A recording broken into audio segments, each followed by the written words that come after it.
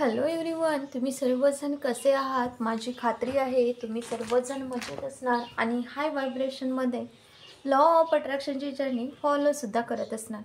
बरं का मित्रांनो, आज आपण जाणून घेणार आहोत स्वर विज्ञानविषयी. सगुण स्वर आणि निर्गुण स्वर याविषयी आज आपण यामध्ये जाणून घेणार आहोत. Secrets to success and prosperity. सगुण स्वरचे अद्भुत फायदे कुठले कुठले आहेत हे सुद्धा आज आपण इथे बघणार आहोत. चला तर स्टार्ट करूया. जेव्हा आपण आपल्या श्वासाला अंदर घेतो म्हणजेच दीर्घ खोलवर श्वास घेतो आणि त्याला अंदर खिचून अंदरच होल्ड करून ठेवतो तर त्याला सगुण अवस्था म्हणतात. श्वासाला सरळ याच्यामध्ये सांगायचं झालं तर श्वासाला दीर्घ खोलवर घेत अंदर घेऊन म्हणजे डीप ब्रीथ करतो त्याप्रमाणे श्वासाला अंदर जो ॲक्टिव्ह नोस्टल आहे ओके त्या ॲक्टिव्ह नोस्टलने श्वासाला अंदर घेऊन होल्ड करणे म्हणजे सगुण ओके. आणि जेव्हा आपण श्वासाला बाहेर सोडता तेव्हा त्याला निर्गुण अवस्था म्हणतात. जेव्हा तुम्ही कोणत्या व्यक्तीला भेटता आणि त्याला त्या स्वरामध्ये जो स्वर तुमचा त्यावेळेत चालू आहे म्हणजेच जो तुमचा ॲक्टिव्ह स्वर आहे म्हणजेच जसं की लेफ्ट असेल म्हणजेच डाव्या साईडचा असतो चंद्रस्वर, तर लेफ्ट चंद्रस्वर किंवा राईट सूर्यस्वर जो स्वर त्यावेळेस चालू आहे त्या साईडला त्या व्यक्तीला ठेवून बोलल्या जाते. उदाहरणामध्ये बघा, तुमचा जर लेफ्ट स्वर म्हणजे चंद्रस्वर चालू असेल तर त्या व्यक्तीला लेफ्ट साईडला ठेवून तुमच्यातील संवाद दोघांमध्ये करता येतो. म्हणजेच लेफ्ट स्वर चालू असेल तर त्या व्यक्तीला लेफ्ट साईडला ठेवून बोला ओके. जेव्हा तुमचं लेफ्ट स्वर चालू आहे तर त्या व्यक्तीला तुमच्या लेफ्ट साईडला ठेवून तुम्हाला बोलायचं आहे ओके. तर त्याला म्हणतात भरलेल्या स्वराची अवस्था. आणि जर कोणत्या व्यक्तीला तुम्ही भेटत असणार आणि त्यावेळेस श्वास सोडून देत असाल तर म्हणजे त्या श्वासाला खाली करत असणार आणि त्यावेळेस त्या व्यक्तीला तुम्ही भेटता तेव्हा त्याला म्हणतात खाली स्वराची अवस्था. तर तुम्ही सगुण स्वराची अवस्था आणि निर्गुण स्वराची अवस्था तुम्हाला समजलीच असणार.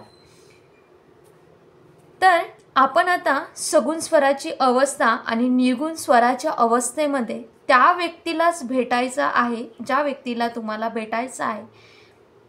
तुम्हाला त्या व्यक्तीसमोर म्हणजेच त्या व्यक्तीसोबत खूप वेळपर्यंत बोलायचं असेल आणि त्या व्यक्तीसोबत टाईम जास्त प्रमाणात स्पेंड करायचं असणार तर त्याला भेटतानाच आपल्याला सगुणच्या अवस्थेमध्ये भेटायचं आहे. सगुणच्या अवस्थामध्ये आपल्याला ॲक्टिव्ह नोस्टलने श्वासाला अंदर घेत श्वासाला होल्ड करून सगुणमध्ये ठेवून बोला ओके. जेव्हा तुम्ही भेटत आहात त्या व्यक्तीला समोरच्या व्यक्तीला भेटताना तुम्हाला सगुणमध्ये भेटायचं आहे आणि सगुण स्वरामध्येच बोलायचं आहे ओके. त्यानंतर तुम्ही श्वासाला सोडून दिले तरी चालेल. म्हणजेच काय, जेव्हा तुम्ही भेटत आहात त्यावेळेस जास्त टाईम त्या व्यक्तीसोबत स्पेंड करायचा आहे तर तुम्हाला श्वासाला अंदर घेत होल्ड करून सगुणच्या अवस्थेमध्ये जो स्वर चालू आहे त्या साईडला ठेवून तुम्हाला भेटायचं आहे बोलायचं आहे. त्यानंतर तुम्ही श्वासाला होल्ड करून ठेवत असताना तर त्यावेळेस श्वासाला जेव्हा तुम्हाला असं वाटतं की आता श्वास थांबवून ठेवणं अवघड होत आहे त्यावेळेस तुम्हाला सोडून द्यायचा. असं नाही की श्वास तुम्ही होल्ड करूनच ठेवा बोला असं वगैरे काही नाही ओके. फक्त भेटतानाच आपल्याला सगुण स्वरामध्ये भेटायचं आहे आणि आपला जो ॲक्टिव्ह नोस्टल आहे त्या ॲक्टिव्ह नोस्टलला च्या साईडने ठेवायचं आहे ओके. म्हणजे चंद्रस्वर असणार तर डाव्या साईडला तुम्हाला त्या व्यक्तीला ठेवून बोलायचं आहे. त्यानंतर तुम्ही श्वासाला सोडून देऊ शकता. असं काही नाही आहे की त्या श्वासाला होल्ड करूनच ठेवूनच बोलायचं आहे तर तसं नाही आहे. फक्त भेटताना सगुणमध्ये श्वासाला होल्ड करून भेटा त्यानंतर श्वासाला सोडून द्या. फक्त त्या व्यक्तीला भेटतानाच तुम्हाला सगुण करायचं आहे ओके. इथपर्यंत क्लिअर झालं मित्रांनो. आणि ज्या व्यक्तीसोबत तुम्हाला जास्त वेळ टाईम स्पेंड करायचं नाही आहे जास्त भेटायला तुम्हाला आवडत नसेल तर त्याला भेटताना तुम्ही रिक्त अवस्थामध्ये म्हणजेच निर्गुण अवस्थामध्ये करून घ्या. जास्त वेळपर्यंत त्या व्यक्तीसोबत बोलणार नाही म्हणजे तो व्यक्ती तुमच्यासोबत जास्त वेळ बोलणार नाही आणि थोड्याच वेळात तो व्यक्ती चालला सुद्धा जाईल. जर आपण त्या व्यक्तीला भेटतानाच आपल्या श्वासाला सोडून देता म्हणजे रिक्त करून देता, तेव्हा थोड्याच वेळात तो व्यक्ती चालला जाईल. ओके. आपण जर कोणत्या व्यक्तीकडून जे पण कार्य करून घ्यायचं असेल तर त्याला सगुण स्वरामध्ये म्हणजे श्वासाला इन्हेल करत, जसं की कोणत्या व्यक्तीसोबत फोनवर बोलत आहात, तो व्यक्ती कुठेही असो, मग तर त्याची जे काही गोष्टी त्याच्याकडून आपल्याला म्हणून घ्यायच्या असतील तर तुम्ही आपल्या श्वासाला सगुण करून घ्यायचा आहे. जो ॲक्टिव्ह नोस्ट्रल आहे त्याला इन्हेल करत आपल्या नाभीवरती होल्ड करून ठेवायचं आहे आणि होल्ड करत त्या व्यक्तीला इन्हेल करत श्वास घेऊन रोखून ठेवायचं आहे आणि त्या सगुण अवस्थामध्ये आणि नंतर त्याला आपली जी गोष्ट त्याच्याकडून म्हणून घ्यायची आहे ती गोष्ट त्याला म्हणायची आहे. तो व्यक्ती तुमच्या त्या गोष्टीला सहमत होऊन जाईल आणि तुम्ही ते म्हणून सुद्धा घ्या. तुम्ही हे प्रॅक्टिकल पण करू शकता. उदाहरणामध्ये तुम्ही हे प्रॅक्टिकल करून बघा. तुम्ही 2 दिवे घ्या आणि दोन्ही दिव्यामध्ये शुद्ध गाईचं तूप टाका आणि एक दिव्याला आपण सगुणमध्ये श्वासाला अंदर घेत, श्वासाला खिचत, श्वासाला होल्ड करत, म्हणजेच आपले श्वास इतके गहरे असायला पाहिजे की इतकी गहरी म्हणजेच डीप असायला पाहिजे की ते श्वास आपल्या नाभीपर्यंत जातील आणि नाभीवर होल्ड करत एका दिव्याला प्रज्वलित करा आणि दुसऱ्या दिव्याला श्वासाला सोडत रिक्त करून घ्या म्हणजेच निर्गुण करून घ्या आणि नंतर प्रज्वलित करा. आणि दोन्ही दिव्यांमध्ये फरक बघा. एक दिवा खूप वेळपर्यंत जळत राहील, जो सगुण अवस्थामध्ये तुम्ही दिवा प्रज्वलित केले आहात. फक्त तुमचा जो श्वास आहे तुम्ही चेक करा की श्वास तुमचा खूप गहरा असायला पाहिजे, आपले श्वास नाभीपर्यंत यायला पाहिजे, तर सगुण दिवा खूप वेळपर्यंत जळेल. आणि दुसरं आहे आपल्या पैशाबाबत. दुसरं आहे आपले पैशामध्ये जर बरकत येत नाही आहे आणि खूप जास्त प्रमाणात खर्चच होऊन जात आहे, तर त्याचा उपाय हा आहे की जेव्हा आपण आपली तिजोरीमध्ये पैसे ठेवतो तेव्हा आपल्याला सगुण अवस्थामध्ये श्वासाला होल्ड करून आपण आपले जे पैसे आहेत ते तिजोरीमध्ये ठेवायचे. तर तुमचा तो पैसा खूप बरकत देईल. तुम्हाला दुनियामध्ये कोणतं पण काम जर करायचं असेल किंवा करून घ्यायचं असेल तर त्याला सगुण अवस्थामध्ये तुम्हाला करायचं आहे, तेव्हा त्या कामात सुद्धा सफलता मिळेल. तुम्ही छोटे छोटे प्रॅक्टिकल करून बघा. छोट्या छोट्या घराच्या कामात पण आपण सकाळला जेव्हा उठता तर त्या छोट्या छोट्या गोष्टींमध्ये सुद्धा याला ॲड करत जा. ह्या गोष्टींना पहिले मॉर्निंगमध्ये स्टार्ट करत असतो आपण, तर कसं ते सुद्धा बघूया.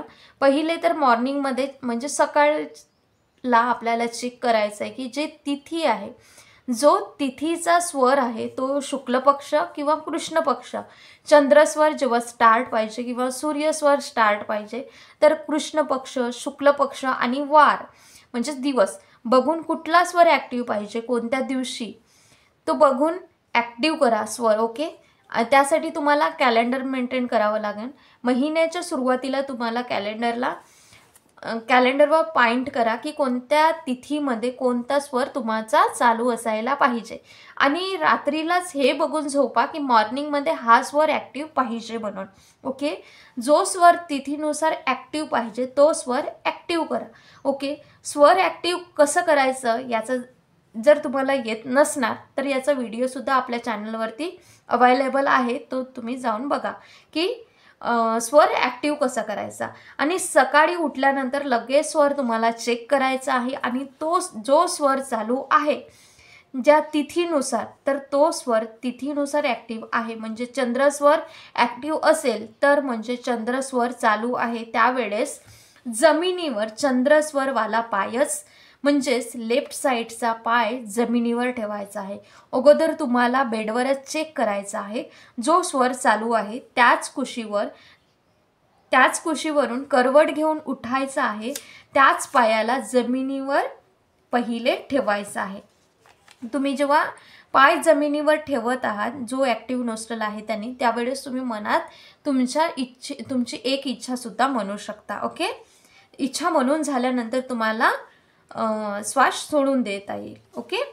तर हे तुम्ही रात्रीला चेक करून घेत चला की कुठल्या दिवशी कुठला आपला स्वर ॲक्टिव्ह पाहिजे. ओके, नेक्स्ट डेला कोणता स्वराचा दिवस आहे आणि तुमचा तो स्वर चालत आहे की नाही, तर हे हळूहळू तुम्ही हळूहळू याची प्रॅक्टिस करा आणि चेक करा सकाळी उठल्यानंतर की कुठला ॲक्टिव्ह स्वर आहे.